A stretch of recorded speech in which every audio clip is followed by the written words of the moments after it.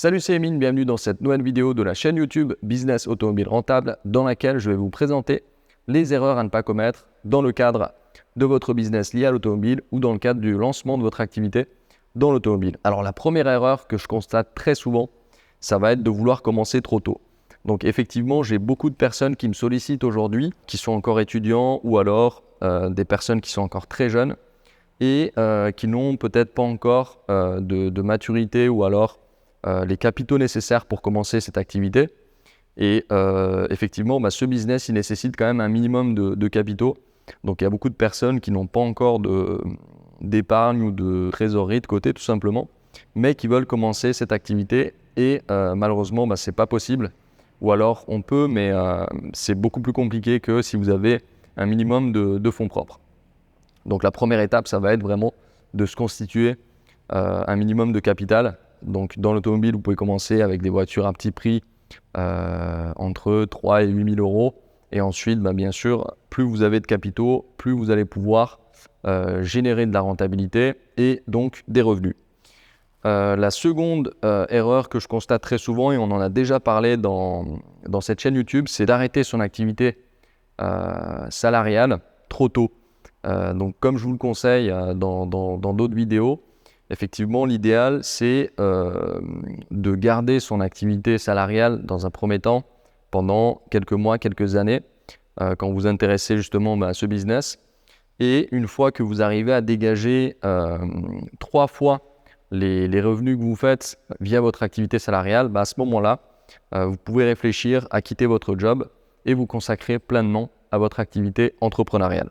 Le prochain point que j'aimerais évoquer, ça va être de ne pas mettre tous ses œufs dans le même panier. Donc, à partir du moment où vous avez décidé de vous lancer dans cette activité, il faut savoir aussi diversifier un petit peu votre stock. C'est-à-dire que vous n'allez pas, si vous avez un budget de 30 000 euros, consacrer 30 000 euros à une seule et même voiture. Il vaut mieux avoir plusieurs véhicules en stock. Donc, pareil, si vous avez un capital de 100 000 euros, ne commencez pas tout de suite avec une seule voiture, à savoir peut-être une Porsche 911 ou autre, mais veillez peut-être plutôt à acheter un Macan par exemple si vous aimez cette marque et à côté encore une autre voiture, voire deux. Mais c'est vrai que quand vous commencez, souvent il y a des personnes qui vont dire « Ok, moi j'aimerais bien avoir une voiture très haut de gamme, donc je vais mettre tous mes œufs dans le même panier ». Ça, c'est une erreur que j'ai également constatée puisque si vous bloquez vos capitaux dans une seule et même voiture, eh bien, vous pouvez être bloqué dans le temps si ce véhicule ne se vend pas, alors que si vous avez plusieurs véhicules en stock, eh bien, vous arrivez à jongler un petit peu entre ces différentes voitures. On reste dans la partie erreur liée à l'approvisionnement. Ça va être de se précipiter à l'achat. Donc, il y a beaucoup de membres de ma formation, dès qu'ils ont vendu une voiture, ou bien quand ils achètent leur premier véhicule, ils vont se précipiter, ils vont faire des erreurs dans le sens où ils ne vont pas prendre le temps d'étudier leurs opérations d'achat-revente, bien calculer leur rentabilité. Ce qu'il faut savoir, c'est qu'il faut vraiment se fixer des objectifs de rentabilité, donc dire voilà, moi j'aimerais bien faire 15%, 20%, 30% sur une opération d'achat-revente et calculer son prix d'achat en fonction de ça, sans négliger encore une fois l'aspect qualitatif des opérations d'achat-revente que vous allez faire. Donc ne pas faire des achats coup de cœur, toujours se fixer des limites aussi en termes de kilométrage par exemple. Donc se fixer vraiment des règles en se disant par exemple je n'achète pas de voitures qui ont plus de 50 000 km, je n'achète pas de voitures qui ont plus de 100 000 km parce que passé un certain âge et passé un certain kilométrage, eh bien vous risquez d'avoir des produits qui ne sont pas qualitatifs sur lesquels vous allez avoir beaucoup de SAV. Pareil, moi une règle que je me fixe, c'est d'acheter uniquement des véhicules qui ont eu un seul propriétaire, voire 2, voire 3 grands maximum, ou alors des véhicules qui n'ont jamais été accidentés. Ça, c'est aussi un point qui est très important. Et aussi l'historique d'entretien, donc pouvoir justifier le kilométrage de la voiture, parce que c'est vrai qu'aujourd'hui, ça représente un frein. Quand vous vendez des voitures qui sont importées, souvent des personnes vont avoir tendance à se poser des questions par rapport à ça, en se disant est-ce qu'on a la traçabilité de l'historique d'entretien pour justifier ce kilométrage. Le point suivant dont on va parler, ça va être aussi de définir son positionnement.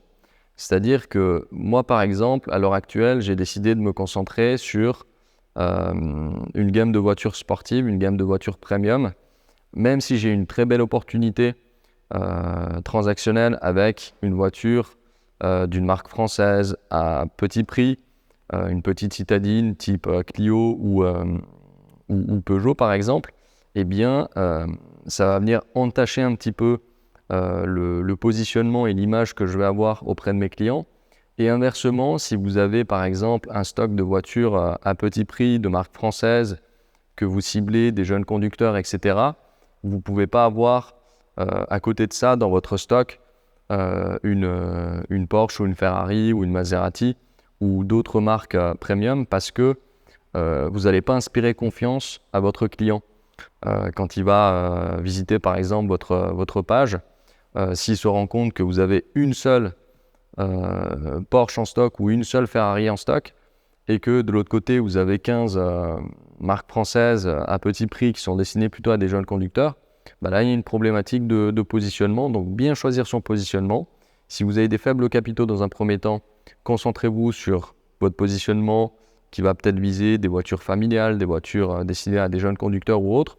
Et ensuite, tout doucement, si vous montez en gamme et que vous savez faire cette transition, bien c'est possible, mais bien se fixer des objectifs en termes de positionnement. Ensuite, une autre erreur qui est très souvent commise, ça va être de se fixer uniquement sur l'aspect rentabilité et de négliger la qualité.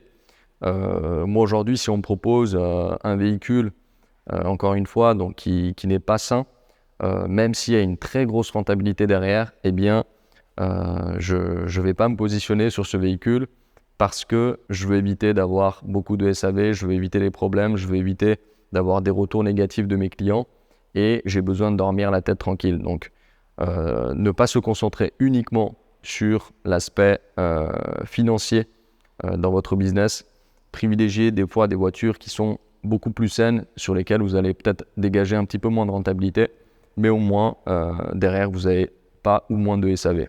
Et c'est justement le prochain point dont je voulais parler avec vous, c'est une erreur liée au fait de négliger justement cette partie SAV. Alors, le SAV, ça va être le service après-vente, c'est-à-dire que quand vous vendez des voitures, il se peut que certaines d'entre elles, donc certaines des ventes que vous allez faire, vont être concernées par un problème lié au véhicule. Donc ça peut être un voyant qui s'allume sur la voiture, ça peut être vraiment tout type de choses. Et ce qu'il faut savoir, c'est que quand vous exercez cette activité, non pas en tant que particulier, donc ça ne s'applique pas du tout pour les vendeurs particuliers, transactions de particulier à particulier, il n'y a pas de service après-vente, il n'y a pas de notion de garantie, etc. Mais si vous exercez en tant que professionnel, eh bien vous avez une garantie de 12 mois. C'est une garantie légale de conformité qui s'applique sur la voiture. À partir du moment où vous êtes immatriculé en société, que vous êtes considéré comme un professionnel d'automobile. Et le fait de négliger le SAV, c'est-à-dire que quand un client à qui vous avez vendu une voiture vous contacte, vous sollicite en disant « moi j'ai eu tel problème sur cette voiture », si vous l'envoyez bouler, entre guillemets, c'est pas bon. C'est pas bon pourquoi ? Parce que avoir une bonne notoriété dans ce domaine, ça prend beaucoup de temps. Ça demande d'avoir beaucoup de clients qui sont satisfaits.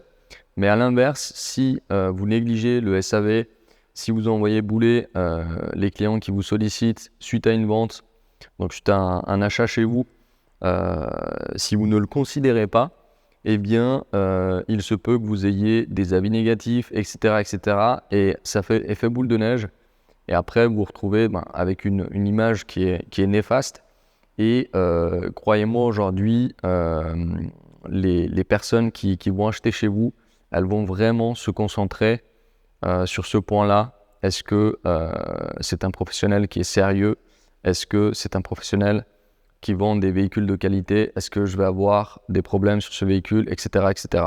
Donc, ne négligez pas la partie SAV. Nous, ça nous arrive aussi d'en avoir, mais on les traite toujours et ça fait partie du jeu. Il faut se dire que si vous générez par exemple 100 000 € ou 1 million d'euros de plus-value sur les opérations d'achat-revente que vous faites dans l'année, eh bien, même si vous avez 5% de prise en charge de services après-vente par rapport à des problèmes liés à un véhicule que vous avez vendu, bah, c'est pas grave, ça fait partie du jeu et à un moment donné, il faut assumer ses responsabilités. Encore une fois, la clé pour limiter au maximum justement la partie SAV, ça va être la sélection et le choix des véhicules que vous allez rentrer en stock. Donc par rapport à ça, il y a différents points qui sont importants et que vous pouvez mettre en place également dans le cadre de votre approvisionnement. Ça va être de vérifier l'historique du véhicule si c'est un véhicule français. Ça va être de faire un quart vertical. Donc en renseignant le numéro de châssis, ça coûte une quinzaine d'euros, mais au moins vous avez l'esprit tranquille et vous savez si le véhicule a été accidenté ou pas. Ça va aussi passer par le fait tout simplement des fois de sortir un certificat de non-gage. Il y a certains véhicules qui sont gagés.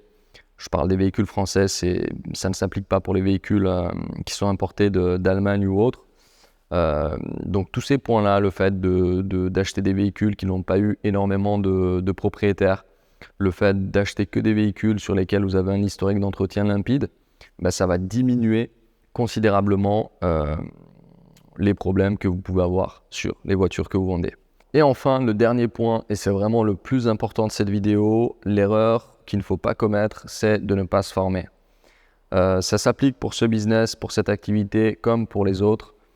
Si vous décidez de vous lancer dans une nouvelle activité que vous ne maîtrisez pas, pour laquelle vous n'avez aucune expérience, commencez par vous former. Si vous ne vous formez pas, vous allez perdre beaucoup d'argent, beaucoup d'énergie, beaucoup de temps également. Et vraiment, commencer par se former, ça vous permet d'être tout de suite productif et tout de suite d'avoir des résultats. C'est tout pour cette vidéo, j'espère qu'elle vous a plu. N'hésitez pas à la liker comme d'habitude, ça nous aide beaucoup pour le référencement. Si vous avez des questions, n'hésitez pas également à les mettre dans les commentaires, j'y répondrai avec grand plaisir. Merci de votre attention et je vous dis à très bientôt. Ciao!